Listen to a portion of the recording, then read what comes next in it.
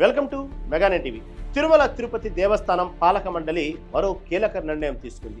TTD అనుబంధ ఆలయాల్లో పనిచేస్తున్న సిబ్బందికి అదిరిపోయే శుభవార్త చెప్పింది. ఎప్పటి నుంచో పెండింగ్లో ఉన్న జీతాల పెంపు ఫైలుకు ఎట్టకేలకు మోక్షం లభించింది. బోర్డు తీసుకున్న ఈ నిర్ణయంతో సంబంధిత ఉద్యోగుల్లో ఆనందం వెల్లివిరుస్తోంది.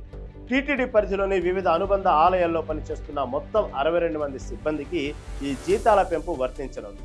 ఇందులో ప్రధానంగా అర్చకులు, పరిచారకులు, పోర్టు కార్మికులు, ప్రసాదం పంపిణీ చేసేవారు ఉన్నారు.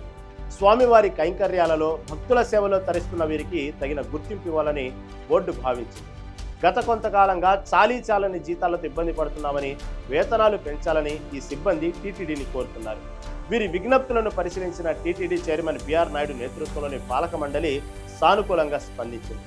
ప్రస్తుతం పెరిగిన నిత్యావసర ధరలు, జీవన వ్యయానికి అనుగుణంగా వారికి ఆర్థిక భరోసా కల్పించేలా జీతాలు పెంచుతూ నిర్ణయం తీసుకున్నారు.